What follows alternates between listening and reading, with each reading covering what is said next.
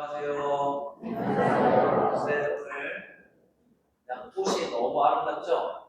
여기 밖에 다니면서 꽃들이 지금 개나리부터 해서 진달래부터 해서 꽃을 보면서 와 소리밖에 안 나요. 와 꽃이 와 이렇게 퍼지는 것처럼 그렇게 감탄의 그 봄날을 맞이했습니다. 주님의 부활을 앞두고 사순특강, 사순시기를 보내면서 오늘 5번째 우리 본당을 위해서, 우리 신자들을 위해서 와주신 강사분이 계십니다. 이거는 이제까지 계속 신부님들이 하셨는데 오늘은 우리 평신도 강사, 우리 가까이 있는 성내동 성당의 총회장님으로 계시는 소왕성 마테오 회장님이십니다. 예전에 포르실로 운동의 주관이라고 계셨고 저랑 저도 이제 포르실로에 5년 동안 있으면서 계속 같이 이제 옆에서 같이 이제 일을 했는데 굉장히 시집이 정말 기쁘시고 그리고 당시 이렇게 살아온 많은 시간들을 하는 체험을 많이 이렇게 하셔서 특별히 이제 이런 강연을 막 이렇게 다니시는 분이 아닌데 제가 특별히 부탁을 드렸습니다. 어려운 자리 그래도 정말 좋은 마음으로 우리 필동 신자들을 위해서 와주신 우리 서항서 마테오 회장님을 큰 박수로 환영해 주십니다. 감사합니다.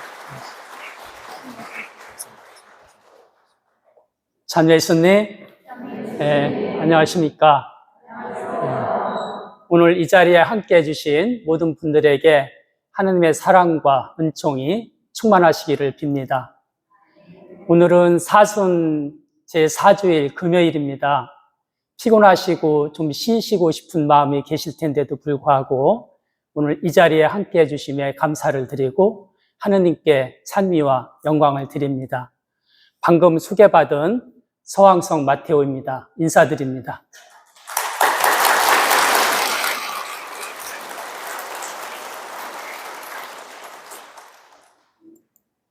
네, 강의에 앞서서 시작 기도를 드리고 하겠습니다. 성부와 성자와 성령의 이름으로 아멘.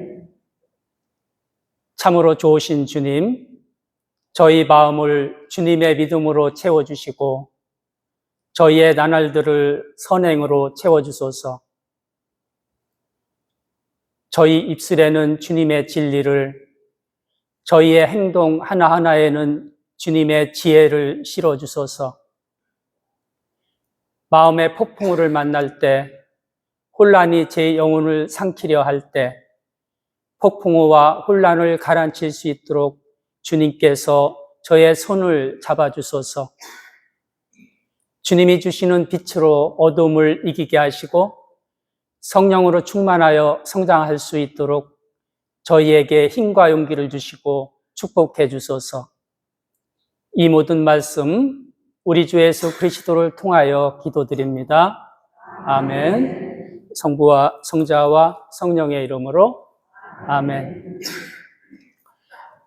얼마 전에 존경하는 주인 신부님으로부터 강의 부탁을 받았을 때 모든 것이 부족한 제가 잘할 수 있을까?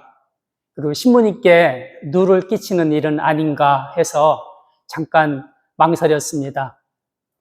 조금 전에 주임 신부님께서 소개를 해주셔서 아시겠지만 서울대교구 꾸르실료 대표 신부님으로 계셨을 때 저는 그 옆에서 신부님이 너무나 검소하고 소박하신 모습에서 겸손을 배울 수 있었습니다.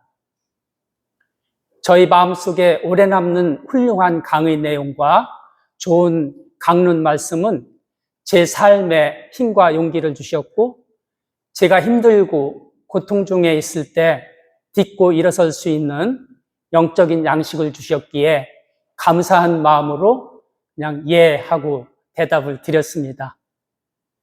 강의를 잘 못하더라도 그때그때 화살기도로 응원을 해주시면 감사하겠습니다. 그리고 차차 말씀을 드리겠지만 수술을 여러 번 해서 갈수록 제 기억력이 떨어집니다.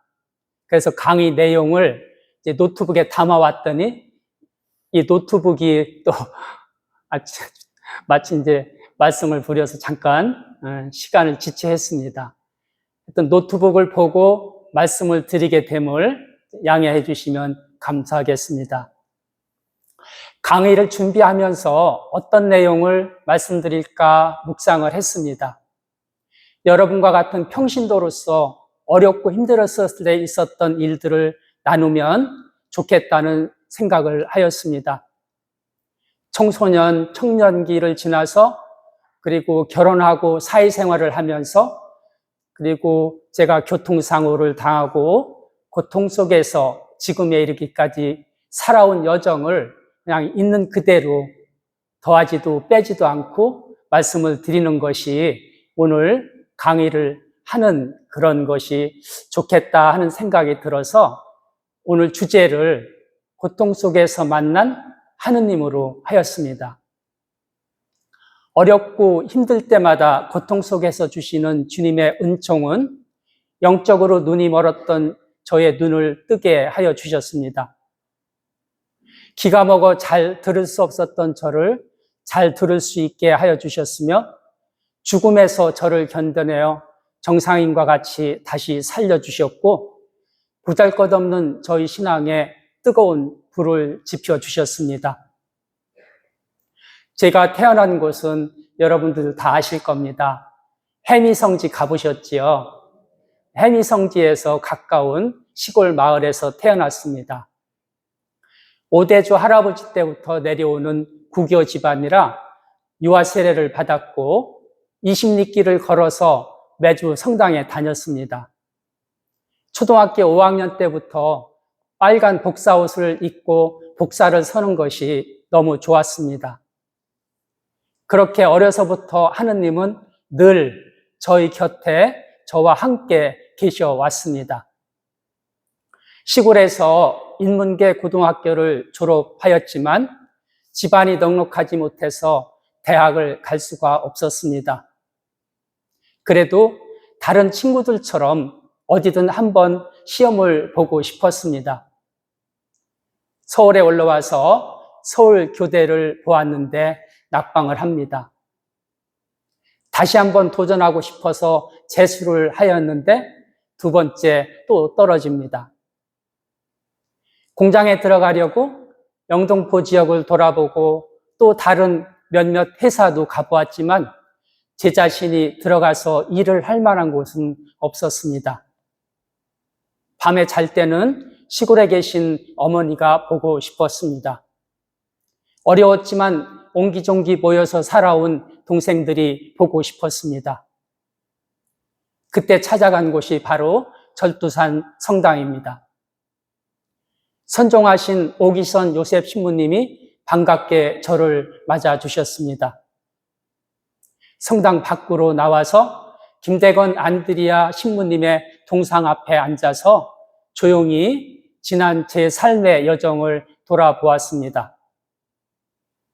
두 번씩이나 낙방을 한 자신이 너무 초라해 보였고 제가 갈 만한 곳도 받아줄 수 있는 것도 하나 없는 정말로 쓸모없는 인간으로 태어난 것 같아서 순간 아무도 모르게 죽어버리면 좋겠다는 생각이 스쳐 지나갔습니다. 저 하나 없어지면 그만이지 하고 성당문을 빠져나와 제2 한강교 다리 밑으로 내려갔습니다.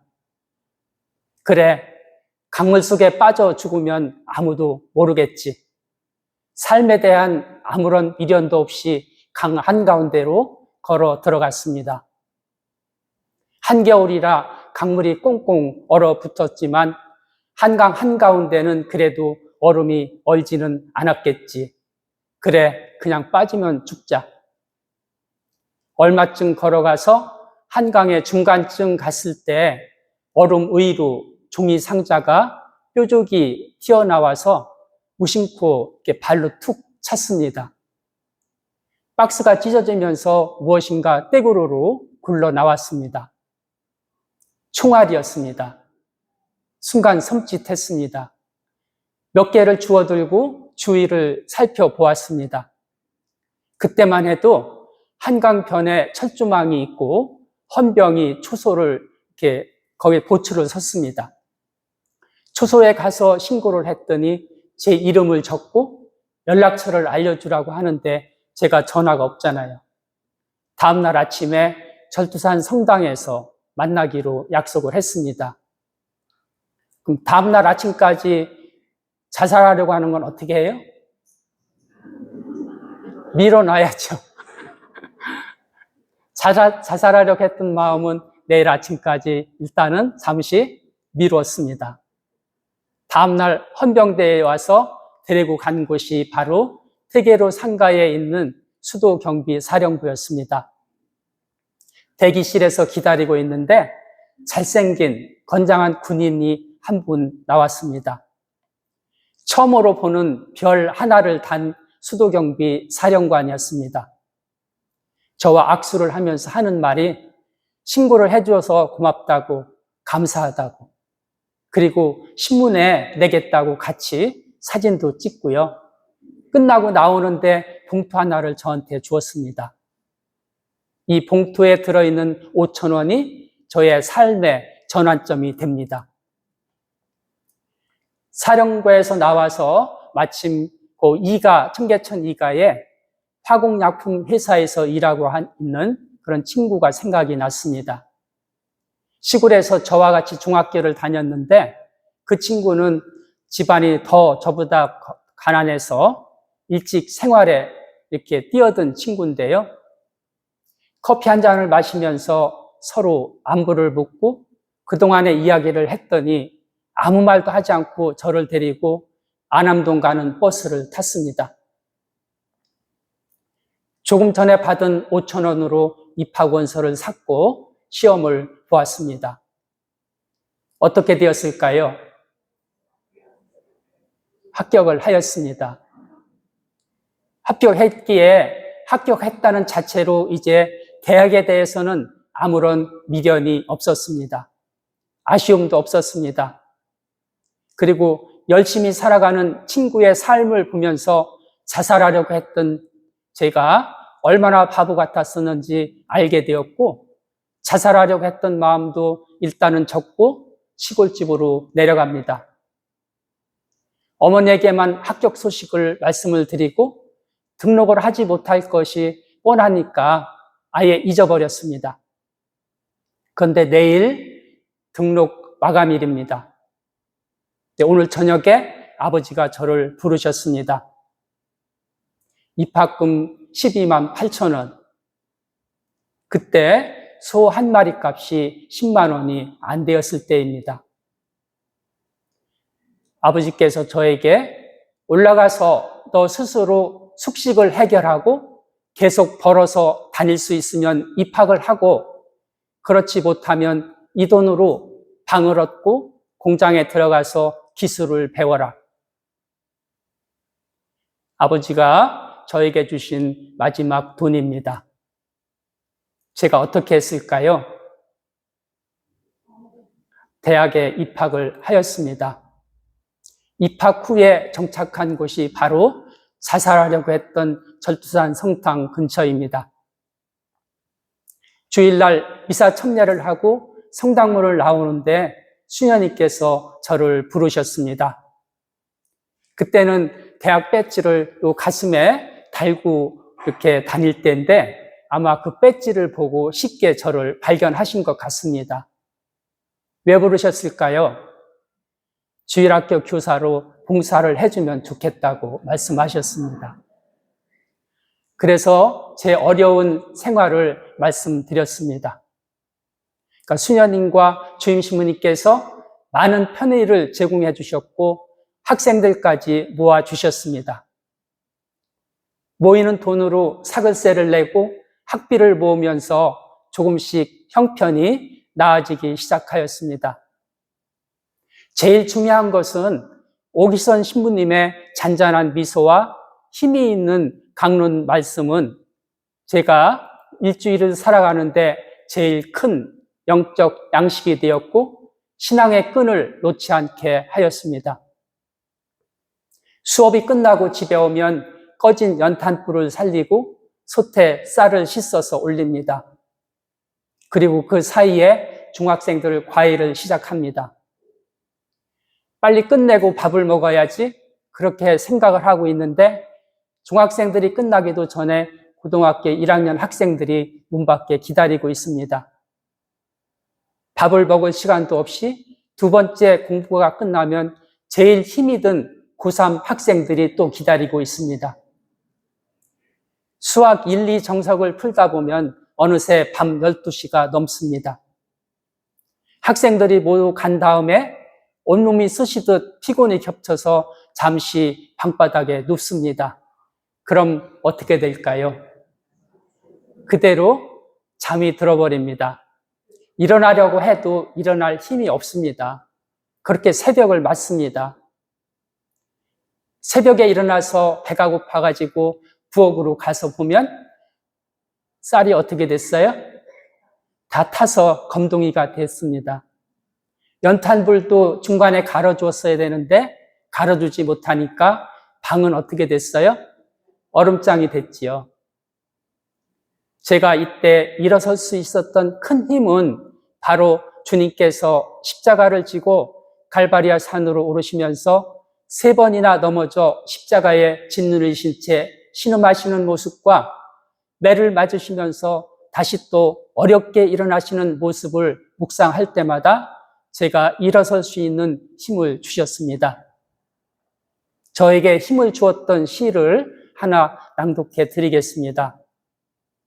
용혜원 시인의 그래 살자 살아보자입니다. 절박한 고통도 세월이 지나가면 다 잊히고 말 테니 퍼석퍼석하고 처연한 삶일지라도 혹독하게 견디고 이겨내면 추억이 되어 버릴 테니 눈물이 있기에 살만한 세상이 아닌가, 웃음이 있기에 견딜 만한 세상이 아닌가, 사람이 사는데 어찌 순탄하기만 바라겠는가, 살아가는 모습이 다르다 해도 먹고 자고 걷고 살아 숨쉬는 삶에 흠 하나 없이 사는 삶이 어디에 있는가, 서로 머리를 맞대고 열심히 살다 보면 눈물이 웃음되고 절망이 추억되어 그리워질 날이 올 테니 좌절의 눈물을 닦고 견디면서 그래 살자 살아보자. 2학년을 마치고 몸이 좋지 않아서 잠깐 시골집에 머물러 요양을 합니다. 모아놓았던 돈을 모두 시골의 어려운 살림을 위해서 어머니에게 드립니다. 8남매가 살아가기에 급급한 형편에 저만 잘 되기 위해서 학업을 계속한다는 것이 별다른 의미가 없었기 때문입니다. 그리고 저는 군에 입대를 합니다. 입대하고 시간이 나는 대로 사법시험 준비를 합니다.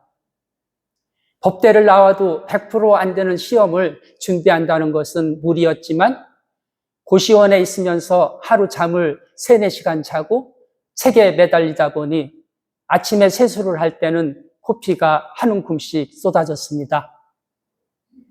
3번을 시도하였지만 근소한 점수 차이로 3번 모두 낙방을 합니다. 회사에 취직을 합니다. 열심히 근무를 하는데 저보다 1년 늦게 들어온 후배가 대리 진급을 합니다. 회사를 옮기고 싶어 여러 곳에 응시를 하였지만 학력에서 자꾸 떨어집니다. 어디 한번 두고 보자. 그러고 들어간 곳이 바로 방송대 행정학과와 성균관대학교 무역대학원입니다. 제가 대학과 대학원을 나온 것에 대해서 자랑 삼아 말씀을 드리는 것이 절대 아닙니다. 2번씩이나 낙방한 서울교대 대신 왜 고대 배지를 달게 해주셨을까요? 바로 주님의 예비하심이었습니다. 과외를 해서 제가 살아갈 생활비와 등록금을 마련하는데 연고대 학생이 아니면 과외하기가 힘이 들었기 때문입니다. 이 강의를 쓰면서 저에게 왜 여러 번의 낙방을 맞게 해주셨을까 묵상을 해보았습니다. 제2한강교 밑에서 자살하려고 했던 소중한 체험을 통해서 주님이 주신 몸이 얼마나 귀하고 소중한 존재인지 알려주셨습니다.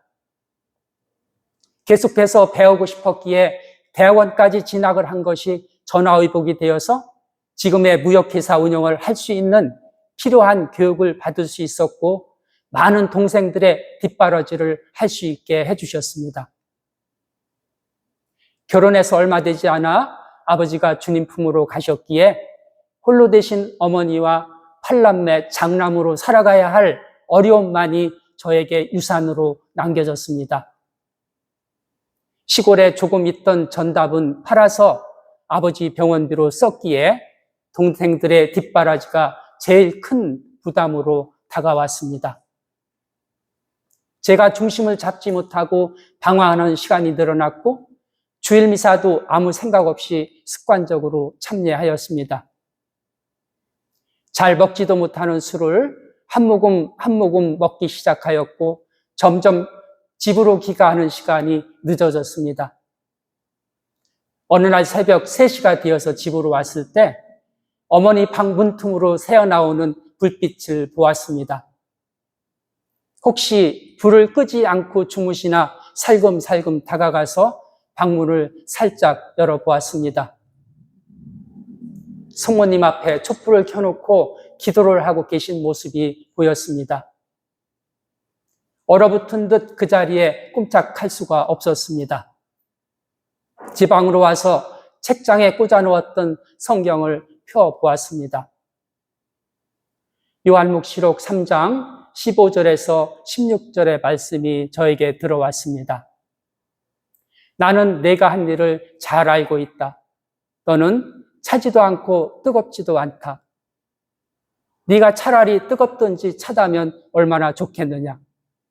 그러나 너는 차지도 않고 뜨겁지도 않으니 차라리 내가 너를 내 입에서 뱉어버리겠다. 성경 말씀을 통해서 비록 지금의 저는 보잘것없을지 몰라도 주님께서는 쓸모없는 인간을 만들지 않았으리라는 자신감이 들었고 지금까지 방황하며 미지근하게 살아왔던 저희 삶을 뜨거운 삶으로 바꿔야겠다고 새롭게 마음을 먹었습니다. 직장 생활을 정리하고 조그만 회사를 시작하였습니다. 5, 6년 동안 튼실하게 성장해서 한 명으로 시작한 직원이 10여 명으로 불어났고 중국에도 공장을 설립하게 됩니다. 그런데 그런 모든 것이 제가 잘해서 그렇게 된 것처럼 하느님을 점점 잊혀져 갑니다. 바로 그때 IMF가 왔고 거래하던 업체들이 하나둘씩 부도가 나더니 많은 회사들이 문을 닫았습니다. 정상적으로 운영을 하다 힘이 들어서 부도가 나는 것은 어쩔 수 없다 하더라도 미리 빼돌리고 도망간 뒤에 소식을 듣는 경우 그 충격은 상당히 컸습니다. 제가 갈 수 있는 곳이라고는 오직 성체 조배실 뿐이었습니다. 감실 안에 모셔놓은 주님의 모습은 눈에 들어오지 않았고 문을 닫고 도망간 업체 사장들의 얼굴이 떠올랐습니다. 예수님을 붙들고 왜 저한테만 이렇게 시련을 주시는가 따져도 아무 말씀이 없었습니다. 올바른 신앙생활을 한다고 했는데 모든 시간을 내어 열심히 봉사했는데 틈만 나면 기도하였고 회사도 주님께 봉헌하고자 하는 마음으로 열심히 하였는데 저한테 왜 이런 고통이 오는지 답답하고 화가 났습니다. 제가 신앙인이기에 무조건 남을 용서하라는 말씀대로 그들을 용서한 다음 고백성사를 보아도 그때뿐이었습니다. 췌장과 간에 이상이 와서 밥을 먹으면 소화가 안 되고 계속 토했습니다. 체중이 7kg나 줄면서 왼쪽 팔과 다리에 마비가 왔습니다. 이때 초등학교 4학년 아들, 6학년 예쁜 딸과 아내 세실리아가 각각 저에게 편지를 써서 주었습니다. 어떤 내용일까요? 아빠 힘내세요. 우리가 있잖아요. 아내 세실리아는 여보, 돈은 또 벌면 되니까 빨리 건강하세요. 그때 고대 원서를 사서 시험을 보게 했던 친구가 왔습니다. 얼마 되지 않지만 보태서 빨리 일어서라고 통장과 도장을 주고 갔습니다. 갚지 않아도 된다고 얼마나 들어있었을까요? 3천만 원의 거금이 들어있었습니다. 그렇게 가족과 친구의 격려로 회사를 다시 운영하기 위해서 최선을 다해서 노력하고 있을 때 말로만 듣던 교통사고가 저에게 옵니다. 교우 상가 문상을 하기 위해서 멀리 경북 예천으로 떠났습니다. 밤늦게 도착해서 연도를 드리고 바로 되돌아오는 길이었습니다. 치악 휴게소를 지나서 달리던 차의 방향이 오른쪽으로 기우는 것 같더니 그대로 난간을 들이받고 20m 낭떠러지로 굴렀습니다. 얼마나 지났을까? 비몽사몽간에 눈을 떴을 때는 너무 편안해서 깨어나고 싶지 않았습니다. 몸을 움직이려 하였지만 꼼짝할 수가 없었습니다. 두 다리와 팔을 마음대로 할 수가 없었습니다.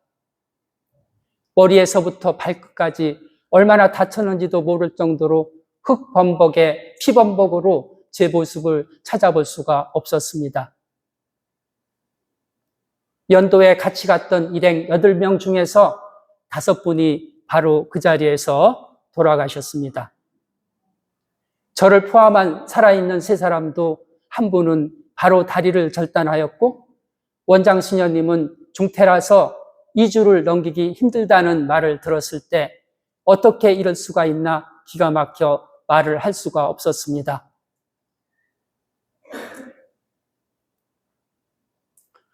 수술실로 가면서 아내가 제 다리를 잘라야 될 것 같다는 말을 전해 주었습니다. 이렇게 살려주신 것도 감사할 일인데 다리를 하나 잘라야 살 수 있다면 모든 것을 주님께 맡기고 기도하자고 아내의 손을 잡아주고 그리고 수술실로 들어갔습니다. 몇 시간인지 모르는 대수술을 마치고 다음날 새벽 마취에서 깨어나 눈을 떴을 때 누군가 커다란 망치로 저의 머리와 팔과 발을 마구 내리치는 것 같은 참을 수 없는 고통이 밀려왔습니다. 십자가의 예수님을 바라보는데 한 줄기 눈물이 볼을 타고 내려와 목으로 흘렀습니다. 수술한 부위가 아물기도 전에 또 다른 수술이 계속해서 이어졌습니다. 예수님께서 돌아가시기 전에 피땀을 흘리고 모진매를 맞으시면서 얼마나 고통 속에서 신음하셨을까. 진통제와 무통제로도 잘 듣지 않는 이 고통을 모두 주님께 봉헌하자는 생각이 들었습니다. 휠체어에 앉을 정도가 되어 병실 밖으로 나갔을 때 제가 듣지 못하는 줄 알고 지나가는 사람들이 하는 말이 아이고 저 환자는 1, 2년 안에는 일어나지도 못할 것 같네. 일어나도 정상적으로 걷기는 힘들겠어. 그러고 지나갔습니다. 이렇게 힘들 때 주님께서 저에게 주시는 소리가 들려왔습니다. 내가 아파하고 고통에 시달릴 때 나도 같이 아파하고 고통에 시달리며 내 옆에 있어 왔단다. 내가 힘들고 괴로울 때 나도 너의 짐을 지고 항상 너의 뒤를 따라갈 테니 두려워하지 마라. 부축을 받지 않고 혼자서는 일어설 수도 앉을 수도 없을 때 저 혼자의 힘으로 앉을 수만 있다면 얼마나 좋을까 하는 생각을 수도 없이 하였습니다. 한술 한술 밥을 떠넣어주는 아내의 모습을 보면서 어서 빨리 제 손으로 음식을 먹을 수만 있다면 얼마나 좋을까 하는 생각도 몇 번인지 모릅니다. 병상에 누워 3개월쯤 지났을 때 월드컵 축구 승리의 함성이 온 거리를 휩쓸고 다녔지만 일어설 수가 없었기에 창밖을 보고 싶어도 볼 수가 없었습니다. 푸른 하늘이 왜 그렇게 보고 싶은지, 싱그러운 바람과 꽃의 향기가 왜 그렇게 그리운지, 창밖으로 보일 듯 말 듯한 파란 나뭇잎은 어디에서도 느낄 수 없는 기쁨과 희망을 주었습니다. 수술할 때마다 저를 안아서 수술대에 올려놓고 수술실 앞까지 밀고 가는 아내가 웃는 얼굴로 수술실에 밀어놓으면서 하는 말이 있습니다. 밖에서 수술이 잘 되라고 기도하고 있을 테니 힘내세요. 저는 그런 아내의 손을 잡아주고 수술실 안으로 들어갑니다. 그때마다 밖에서 수술 중이라는 팻말의 글씨만 보고 이제나 저제나 타는 가슴을 안고 기다려야만 하는 마음은 어땠을까요? 어느 때는 수술 준비부터 완전히 마취해서 깨어날 때까지 하루 24시간도 더 걸리는 동안 밥 한 끼도 먹지 않고 오로지 기도로 밥을 제세우는 그 아내가 얼마나 미안하고 고마운지 몰랐습니다. 사고가 나고 6년 동안 저는 15번의 큰 수술을 받았습니다. 15번 수술 받은 사람 같이 보이시나요? 아님 안 보이시죠? 수술을 통해서 주님은 저에게 선물을 하나 주셨습니다. 어떤 선물일까요? 지체부자유 4급 장애자입니다. 제가 장애자처럼 보이시나요? 안 보이시죠? 제가 좋아하던 테니스도 칠 수 없게 되었습니다. 자전거도 탈 수 없게 되었습니다. 머리를 많이 다쳐서 정신 이상이 될 수 있을지 모르겠다고 하였고, 한쪽 눈이 실명이 될 수 있다고도 하였습니다. 하지만 어느 무엇과도 바꿀 수 없는 소중한 것을 주님이 저에게 주셨습니다. 주님이 저의 제일 친한 친구가 되어주셨습니다. 반의 성지를 가서 겨드랑이에 끼고 갔던 목발을 놓고 오는 치유를 받았습니다. 루르드 성지 샘물로 저희 영혼과 상처투성이의 육신을 새롭게 치유하고 올 수 있는 은총도 주셨습니다. 제가 겪은 아픔을 통해 힘든 고통에 처해 있는 사람들을 이해하고 보듬는 것과 그들에게 희망을 주는 것이 하느님께서 저에게 주신 사명임을 깨달았습니다. 이제 제가 제2의 인생을 덤으로 살아가고 있습니다. 제가 지금 몇 살 정도 보이시나요? 제 나이 지금 21살입니다. 다시 살려주셔서 덤으로 살고 있는 21년째입니다. 제가 가지고 있는 것이 비록 미약할지라도 주님께서 쓰시고자 하는 곳이 있다면 주님 안에서 기꺼이 이 한 목숨을 다 바치고자 합니다. 잠깐 동영상 하나 보시겠습니다. 거기 너 있었는가 그때 제목입니다.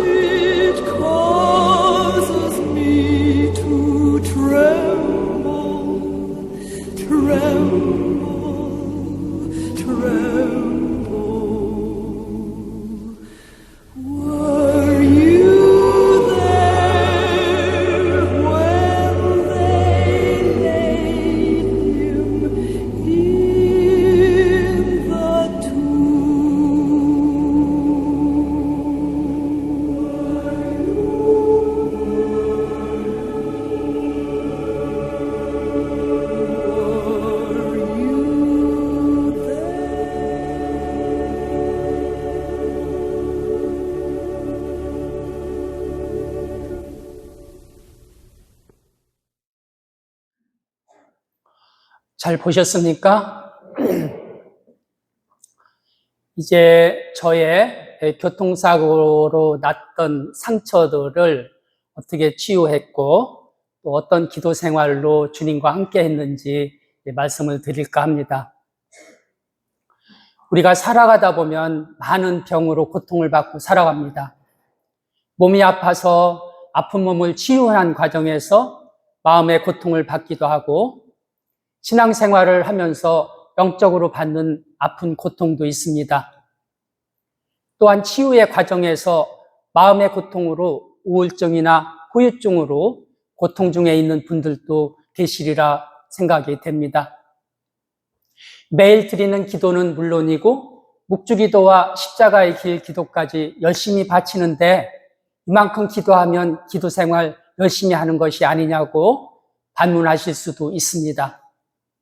네, 맞습니다. 그만하면 훌륭한 기도 생활을 하고 계십니다. 제가 말씀을 드리고자 하는 기도는 우리 자신의 구원을 위한 기도도 중요하고 우리 가정, 성가정이 되게 해달라고 기도하시는 것도 중요하지만 아픔과 상처를 가지고 살아가는 이들을 이해하고 보듬는 기도가 더 필요하다고 말씀을 드리고 싶습니다. 영적으로, 육체적으로 어렵고 힘든 이들을 위해서 말기암으로 모든 것을 포기하고 주님 빨리 데려가 달라고 청하는 이들을 위해서 희망이 보이지 않는 사람에게 희망을 주는 그런 기도가 필요합니다. 진심으로 마음속으로부터 울려나오는 하느님의 신금을 울리는 기도가 무엇보다도 필요한 때인 것 같습니다. 저는 하느님의 신금을 울리는 기도를 받은 적이 있습니다. 성 알베리온의 신부님께서 설립하신 선한 목자 수녀회가 있습니다. 수술이 계속되면서 너무나 고통스러워서 어떻게 잘 이겨나갈 수 있을까 힘이 되는 좋은 말씀을 주시라고 수녀님께 긴 편지를 써서 보내드렸습니다. 일주일이 지나도 답이 없으셨습니다. 한 주일 그렇게 40여일이 지나도 답이 오지 않았습니다. 아무리 바쁘셔도 그렇지 너무하시는 것 아닌가 서운한 마음이 들었습니다. 전화를 드렸습니다. 수녀님께서 저희 편지를 받고 읽어 내려가시면서 혼자서는 도저히 감내할 수 있는 내용이 아니었다고 하셨습니다. 그래서 모든 수녀님께 편지를 공개하시고 어렵고 힘든 고통에 처한 저를 위해서 지향을 두고 함께 40여일째 기도를 드리고 계시다고 하셨습니다. 그래서 저희 편지를 지대의 감실 옆에 놓아두고 매일 미사 때마다 묵상을 하면서 기도를 드리고 계시다는 말씀을 하셨습니다.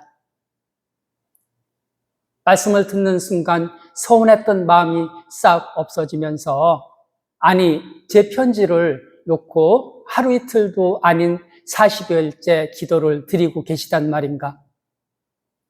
주님께서 수녀님들을 통해서 보여주신 끝없는 사랑은 바로 하느님께서 저희 아픔을 같이 아파하시고 바라보고 계시다는 믿음과 확신이 들었고 제가 병실에서 일어날 수 있는 힘과 용기를 주셨습니다.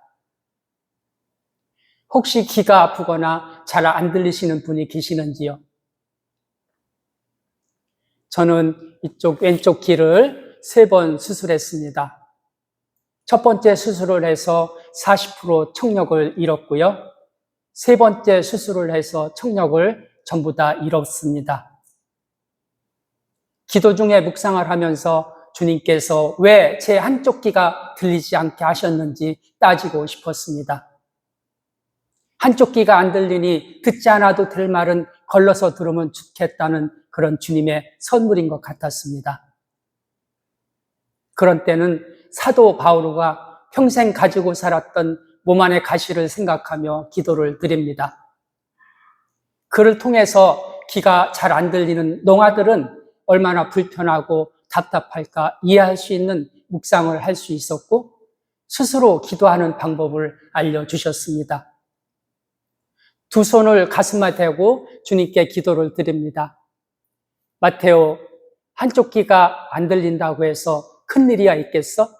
괜찮아, 괜찮아. 그렇지? 그렇게 저를 자주 안아주고 자신을 더 사랑하기로 노력을 합니다. 오늘 함께 하신 여러분들도 아픈 곳이 있으시지요? 없으신가요? 있으시지요? 주님께 치유받고 싶으신 곳이 어디인지 잠깐 생각을 해보실래요? 생각 다 하셨어요? 예, 그러면 두 손을 그 아픈 곳을 이렇게 안아주세요. 어디 아프셔요? 아픈 곳에. 귀가 아프면 귀를, 아니면 위장이 아프면 위장을. 그리고 말씀해 보시겠습니까? 자신의 이름이나 세례명을 부르면서 불러보세요. 그리고 괜찮아, 괜찮아. 주님께서 깨끗하게 치유해 주실 거야. 그렇지? 네, 다 해보셨어요. 네. 특별히 성체를 받아 모신 뒤에 성체를 받아 모신 손을 아픈 곳에 올려놓으시고 지금과 같이 자주 기도하시면 더 좋습니다. 오늘 주어진 시간에 제가 말씀드릴 사항들이 좀 있어서 그런 치유를 받은 것들은 오늘은 말씀을 못 드릴 것 같습니다. 시집을 간 딸아이가 어느 날 집에 와서 저한테 봉투를 하나 주었습니다. 아빠, 잘 안 들리는 귀를 위해서 보청기를 하면 좋겠다고. 가슴이 먹먹했습니다. 어쩌다 제가 이렇게 되었나 싶은 생각도 들었지만 장성한 자식이 이제 아빠를 위해서 걱정을 하고 생활비를 아껴서 마련한 정성에 받기는 하였지만 보청기를 하려는 마음이 내키지를 않았습니다. 은행에 가서 예쁜 딸 이름으로 통장을 만들었습니다. 언젠가 급히 돈이 필요하다고 할 때 다시 돌려주고 싶어서입니다. 전에는 저희 딸이 제가 어떻게 회사를 운영하고 있는지 모르는 줄 알았습니다. 본당 사목회장으로 교구 단체장으로 항상 바쁘게 봉사하고 있는 아빠와 어쩌다 식사 한번 같이 하자고 해도 제가 시간이 없다고 하면 토라지기만 하는 줄 알았습니다. 그 무렵에 11번째 수술을 받기로 예약이 되어 있었습니다. 내일 수술을 받으러 가는 날인데 바로 오늘 밤에 저희 사무실에 도둑이 들었습니다. 결제하려고 했던 돈이 모두 없어졌고 사무실이 난장판이 되었습니다. 가슴이 가위에 눌린 것 같이 답답하고 손톱으로 후벼 파는 것 같이 아파왔습니다. 다음날 아침 수술을 받으러 병원에 갔더니 또 다른 고통이 저를 기다리고 있었습니다. 수술 전 검사에 혈당 수치가 480이 나왔습니다. 정상적인 수치가 얼마인지 아시죠? 혈압하고 똑같습니다. 90에서 110입니다. 옆에서 늘 걱정하고 기도하면서 잠시도 떨어져 있지 않은 세시리아가 힘없이 병원 문을 나오는 얼굴을 보았을 때 흘러내리는 눈물을 보이고 싶지 않았습니다. 다행히 좋아져서 3주 만에 퇴원은 했지만 하루에 2번씩 인슐린 주사를 제가 직접 제 몸에 놓고 혈당 검사를 하면서 어떻게 하다 제가 이렇게 되었나 싶은 좌절로 인해서 불면증이 밤새 저를 괴롭혔습니다. 인슐린 양과 식사량이 잘 맞지 않을 때는 가끔 저혈당이 와서 식은땀이 나고 머리가 어지럽고 맥이 빠져서 서 있을 수 있는 상태가 오면 갑자기 어떻게 조치를 해야 좋을지 허둥댈 때도 한두 번이 아니었습니다. 당뇨로 인한 후유증이 오면서 몸에 구석구석 아프지 않은 곳이 없을 정도로 저를 벼랑 끝으로 몰고 갔습니다. 몸에 이상이 올 때마다 하느님께서 제가 항상 깨어 있으라고, 더 부지런하게 기도를 하라고 이런 증상을 주신 것인지 몰라. 그래서 저는 그럴 때마다 더 열심히 살자, 열정을 잃지 말자, 힘과 용기를 더 갖고 살자, 그렇게 제 마음을 새롭게 다짐합니다. 또한 저희 그런 약한 모습을 가족과 다른 사람들에게 보여주고 싶지 않아서 제 마음을 다잡으면 잡을수록 주님의 사랑이 제 안에 더 깊게 자리를 차지하였습니다. 이어지는 수술로 겉모습은 여러분들이 보시는 것처럼 하나하나 정상인으로 돌아왔습니다. 살아오면서 일뿐이 몰랐던 제가 갑자기 아무 일도 할 수 없게 된 것이 무언가 소중한 것을 잃어버린 것 같이 무기력해졌습니다. 제가 가지고 있는 것을 주고만 살아왔던 삶이 이제는 아무것도 줄 수가 없게 되었구나 하는 마음, 그런 마음을 갖게 되면서 제 기쁜 마음속에 또 다른 병을 가져다 주었습니다. 수술한 귀의 통증으로 하루에 2시간 이상 잘 수 없는 불면증이 왔습니다. 오랫동안 복용하는 정형외과 약이 얼마나 위장을 쓰리게 하고 아프게 하는지, 부작용으로 인해서 여기저기 가려움으로 피가 나도록 긁어도 시원하지 않았습니다. 몸의 내성이 약해지다 보니 신경쇠약으로 하찮은 일에도 섭섭해서 화를 잘 내었습니다. 더 이상 저희 아픈 몸으로 인해서 가엾은 아내를 고생시키고 싶지 않았습니다. 저희 가족들로부터 떠나고 싶었습니다. 차라리 순간 숨이 막혀 죽으면 얼마나 좋을까 생각을 했을 때 주님께서 저를 이제는 불러가시려는 것 같았습니다. 불러가시기 전에 저 혼자 외딴 곳에 가서 그동안의 삶을 정리하고 싶었습니다. 주님께 제가 조용한 곳에 머물면서 정리할 수 있는 시간을 한 달만 주시라고 기도를 드렸습니다. 기도를 드리고 나서 중요한 것들을 보관하는 서랍을 열고 하나씩 다 정리하고 없앴습니다. 핸드폰의 전화번호도 하나씩 모두 지워 나갔습니다. 사랑하는 아내와 아이들에게도 마지막 편지를 썼습니다. 이제는 더 이상 제 손에서 내려놓을 것이 없었습니다. 사랑하는 아내와 아이들을 뒤로하고 다시는 되돌아올 수 없는 곳으로 영원히 떠나는 것 같은 마음으로 그렇게 강화도에 있는 피정의 집에서 한 달을 보냈습니다. 보이는 것이라고는 한낮의 뜨거운 햇살과 들판이었습니다. 멀리 보이는 바다와 갈매기를 멍하니 쳐다보는 하루의 일과가 반복되었습니다. 며칠이 지나면서 조금씩 마음의 안정이 왔습니다. 성체가 모셔져 있는 성당에도 이제 발길이 머물렀습니다. 하느님께서 저의 절룩거리는 영혼을 의류해 주시기를 기도드렸고 깨끗한 몸과 마음으로 하늘나라에 갈 수 있기를 청했습니다. 상처로 얼룩진 내면의 상처를 깨끗하게 치유시켜 주시기를 청했습니다. 고통으로 힘들었던 저희 육체를 하느님 나라에 가면 더 이상은 아프지 않게 해주시기를 기도드렸습니다.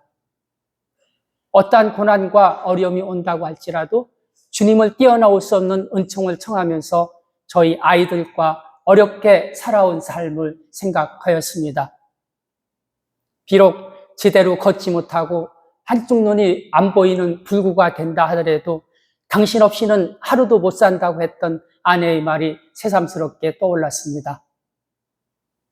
비록 제가 아무것도 할 수 없는 불구의 몸이 된다 하더라도 옆에만 있어주는 자체로 서로 의지하고 살아갈 수 있는 힘이 되리라는 생각이 되면서 이대로 죽으면 안 될 것 같았습니다. 주님께 말씀드린 한 달이 다가올수록 다시 살고 싶었습니다. 하느님께 다시 살고 싶다고, 다시 살려달라고 간곡히 기도를 드리며 성체 앞에 머물러 조용하게 61번 성가를 불렀습니다. 주 예수 그리스도와 바꿀 수는 없네 아시지요? 제가 좀 불러볼게요. 주 예수 그리스도와 바꿀 수는 없네. 이 세상 부귀영화와 권세도 우리를 위하여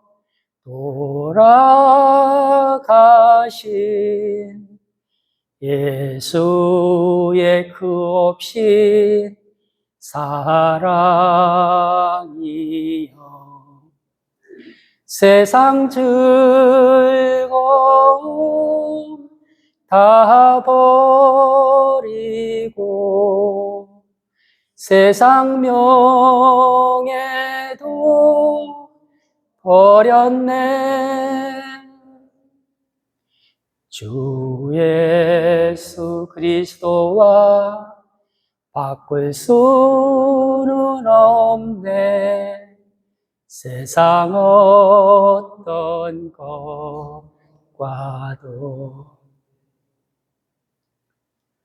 성가를 부르고 숨을 들이쉴 때는 저의 상처받은 영혼과 저희 어렵고 힘들었던 고통을 위로해 주시기를 기도드리며 가득 제 안에 주님을 들이마시고 주님의 은총을 주시기를 청했습니다.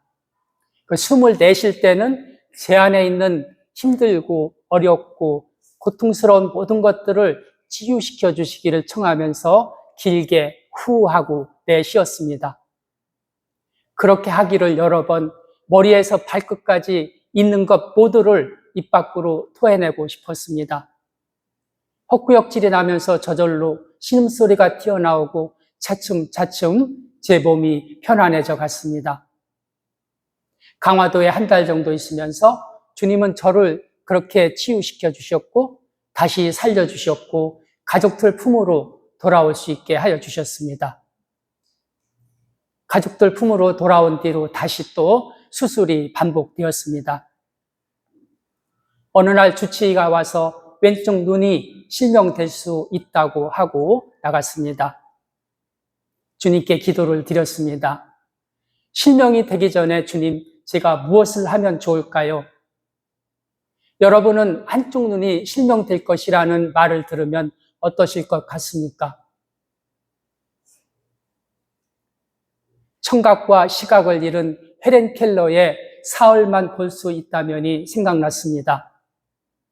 헬렌 켈러가 설리반 선생님을 통해서 정신적, 지적으로 눈부신 성장을 이룬 시기에 내가 살아온 이야기 책을 보았습니다. 저도 저희 모든 것을 주님께 맡기고 의지하고 싶었습니다. 그러면서 눈먼 소경을 보게 하신 기적을 묵상하였습니다. 눈먼 소경이 눈을 뜨게 한 그 표징은 바로 예수님께서 빛으로 세상에 오셨다는 생각을 하고 났을 때 예수님의 빛으로 다시 볼 수 있는 치유의 은총을 청했습니다. 그러면서 신구약 성경을 한번 보면 좋겠다는 생각이 들었습니다. 창세기에서 요한복시록까지 한 번을 정독하는데 꼬박 1년이 걸렸습니다. 병원에 있는 6년 동안 매년 한 번씩 6번을 정독하였습니다. 성경을 통해서 꿀이 많은 벌집을 발견할 수 있는 지혜를 주셨고 벌집을 따서 벌집 안에 있는 꿀이 얼마나 맛이 있는지 알려주셨습니다. 맛이 있는 꿀을 통해서 영적으로, 육체적으로, 정신적으로 건강해질 수 있었습니다. 건강을 찾아갈수록 실명될 수 있었다던 저희 눈의 상태는 좋아졌고 더 잘 보였습니다. 이제는 이렇게 두 눈으로 아무런 불편 없이 여러분을 볼 수 있습니다.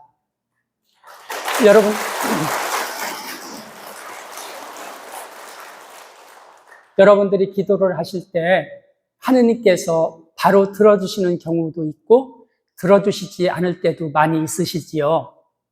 어떤 때는 들어주시고 어떤 때는 들어주시지 않을까요? 제가 체험한 것을 하나 말씀을 드리겠습니다.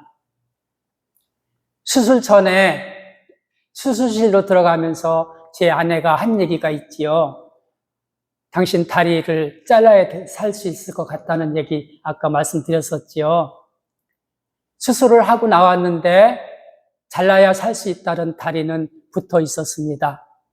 그 대신 한쪽 다리가 2.5cm 짧아졌습니다.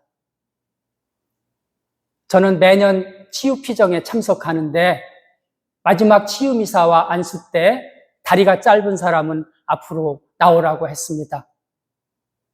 제대 앞으로 나가면서 순간 스님을 의심하였습니다. 제가 양쪽 다리에 철심도 다 들어있고 뼈도 다 없는데 어떻게 다리가 길어질 수 있는가? 그렇게 의심을 하고 나갔습니다. 다른 참석자들은 길어져서 펄쩍펄쩍 뛰고 좋아했습니다.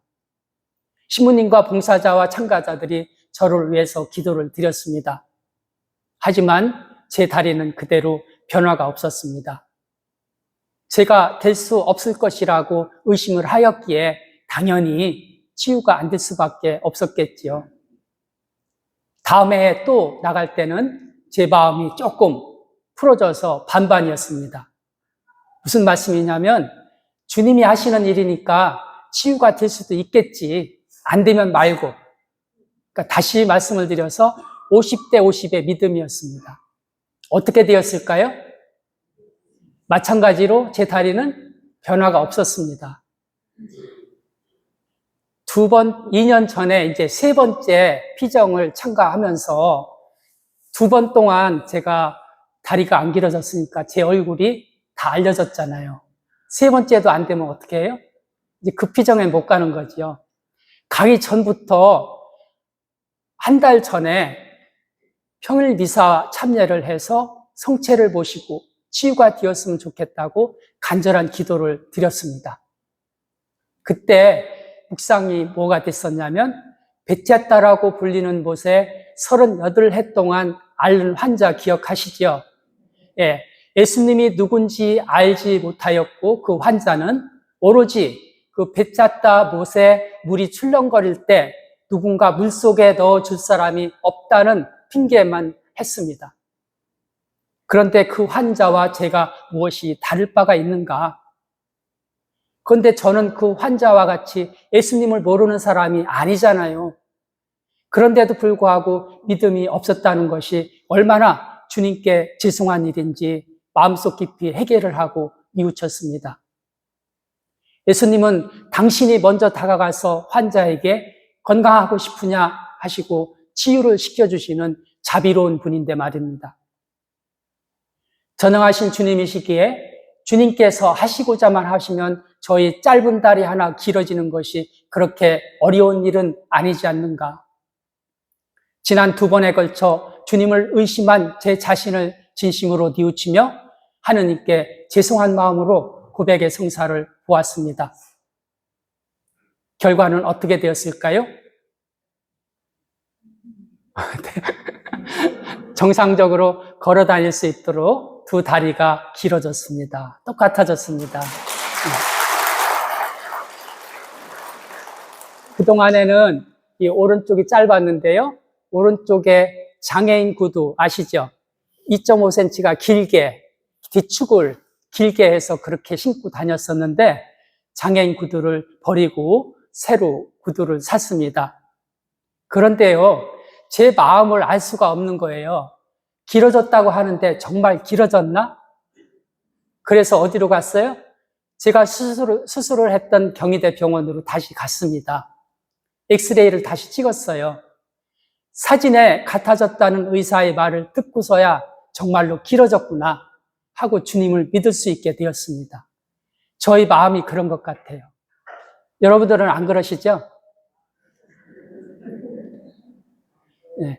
제가 이제 아까 그 당뇨 수술 전에 회사에 도둑이 들어서 아마 그 스트레스로 이렇게 당뇨가 왔던 것 같아요. 지금 16년째 계속해서 정기 검진을 받고 지금도 약을 먹고 있습니다. 검진하면서 간혹 의심이 되는 다른 부위도 검진을 받는데요. 2년 전 검사에서 이 췌장 위에 있는 부신이라는 곳에 1.8cm 혹이 발견되었습니다. 또 목 주변 이 갑상선 여기에 포도송이만한 것들이 몇 개요? 15개가 이 안에 발견이 되었습니다. 이렇게 누워있으면 그 포도송이만한 15개가 이렇게 저를 이렇게 막 누르는 것처럼 그렇게 압박감이 와요. 혹시나 암덩어리로 변하지 않을까 걱정이 되지만 그럴 때마다 아픔 자체를 주님께 맡기면 마음이 편안해지고 견딜만 합니다. 지난 2월 3일에 서울대교구 새 사제 서품식이 명동 성당에서 있었습니다. 성내동 성당에서도 처음으로 첫 사제가 탄생하였습니다. 사제 수품을 받으신 새 사제 23분이 참석한 신자들에게 처음으로 안수를 주는 시간이 되었을 때입니다. 저는 더 이상 아프지 않으면 좋겠다고, 그리고 건강하게 봉사할 수 있다면 좋겠다고 그런 치유의 은총을 청했습니다. 기도 중에 왼쪽 가운데 손가락 수지침 배우신 분은 알겠지만 수지침으로 말하면 이 목 부분이 뾰족한 바늘로 쪼는 것 같은 아픔이 10초 동안 3번이나 계속되었습니다. 무슨 일일까? 손가락이 이렇게 아픈 적이 없었는데, 그리고 저녁에 제 목 주변을 만져보았습니다. 어떻게 됐을까요?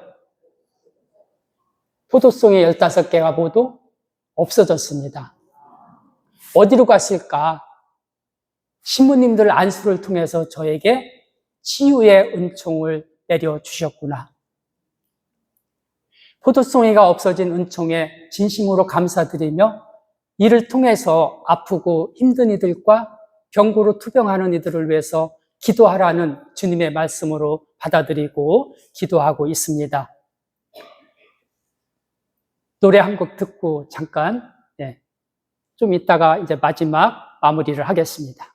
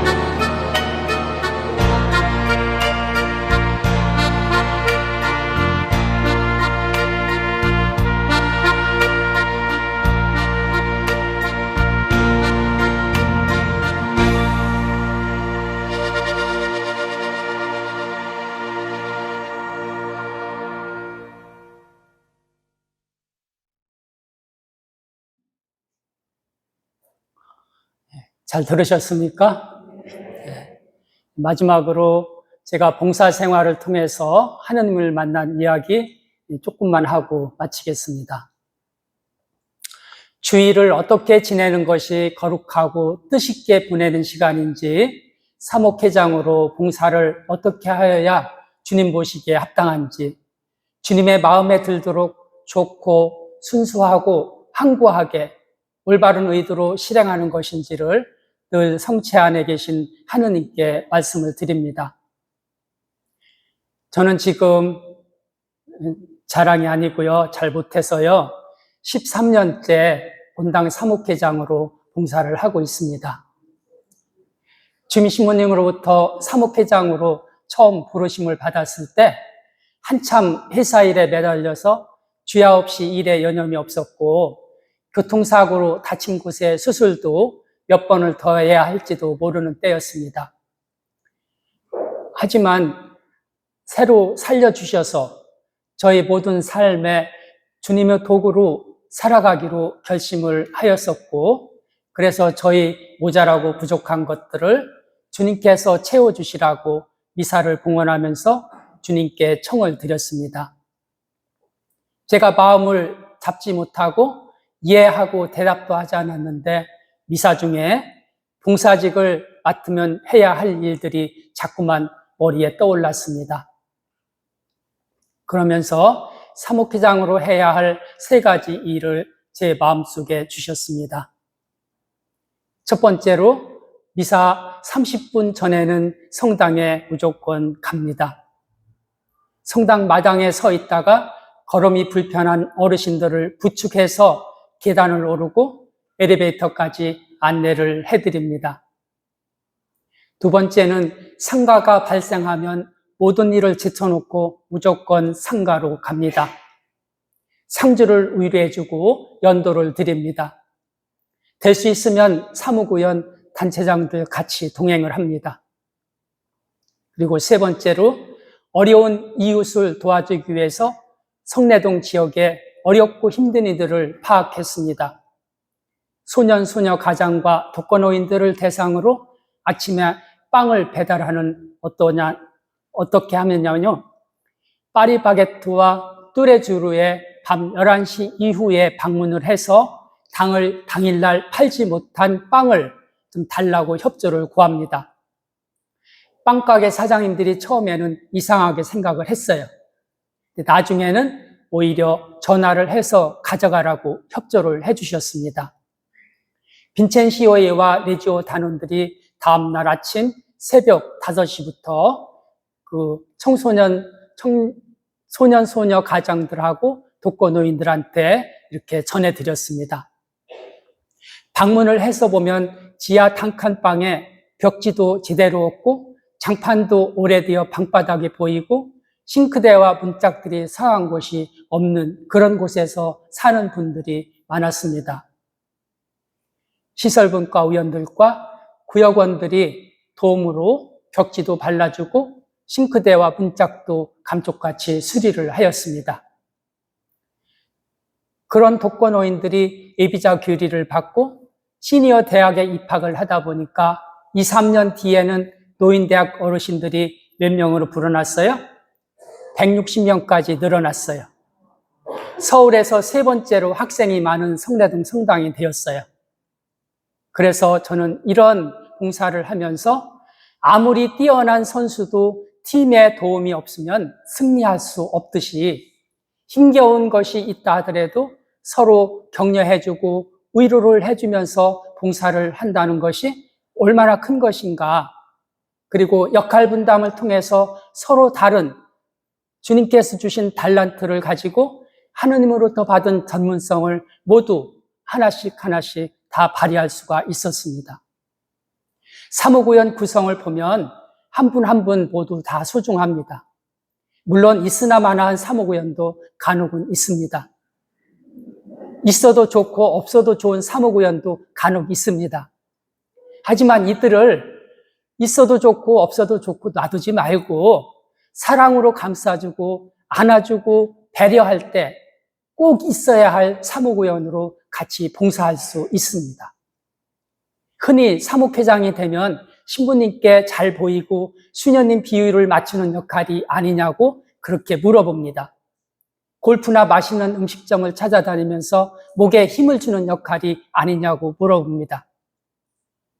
처음부터 그런 거에 하지 말고 역할을 잘하라고 하느님께서 저에게 주신 3가지 소명이라 생각을 하고 지금까지도 그렇게 봉사를 하고 있습니다. 그 대신 저는 매주 수요일 날 평일 미사를 가서 주임 신부님과 만남을 갖습니다. 본당을 운영하면서 어렵고 힘든 일도 가끔은 이야기를 해주십니다.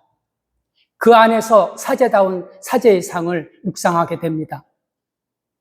한 달에 한 번은 수녀원에 전화를 드리고 커피 한 잔 주시라고 찾아뵙니다. 커피를 마시면서 제가 먼저 그동안의 말씀을 드립니다. 어려운 일은 없으신지, 생활하시는데 불편한 점은 없으신지 여쭈어 봅니다.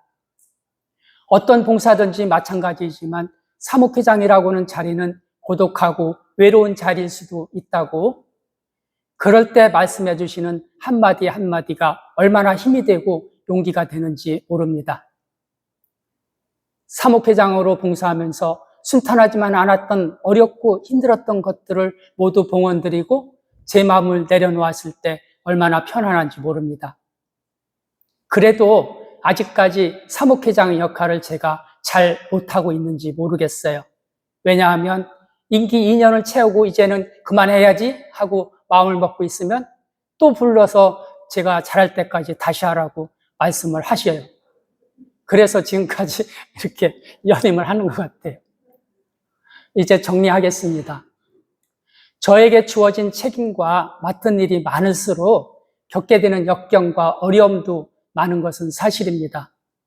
아무리 어려운 상황이 저에게 온다 하더라도 가장 소중한 하느님을 잃지 않으려는 마음만 가지고 있다면 반드시 주님의 사도로서 주님의 뜻을 잘 수행해 나갈 수 있으리라 생각을 합니다. 여러분 자신이 외로움과 절망에 빠져 아무것도 들을 수 없을 때 누군가 내미는 손을 통해서 주님의 사랑을 느끼고 깨달을 수 있도록 기쁠 때나 슬픈 일이 있을 때, 여러 일로 고통을 당하고 있을 때 서로가 배려하고 나누면서 희생할 수 있는 그런 삶이 되시면 좋겠습니다.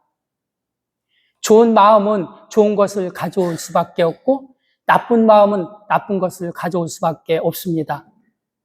투덜거리는 사람은 투덜거림을 가져오고 고맙고 감사하는 사람 주위에는 고맙고 감사하는 사람들이 모여듭니다. 믿음과 희망이 있는 사람들에게는 믿음과 희망이 있는 사람들이 모여들고 사랑하는 사람들에게는 사랑하는 사람들이 모여들 수밖에 없습니다. 저를 이번 강의에 불러주신 이재경 세례자 요한 주임신님께 다시 한번 고개 숙여 깊은 감사를 드립니다. 오늘 함께한 모든 분들이 은총이 가득한 사순 시기를 잘 보내시고 영광스러운 부활이 되시기를 기도드리겠습니다. 영광이 성부와 성자와 성령께, 성부와 성자와 성령의 이름으로 아멘. 수고하셨습니다.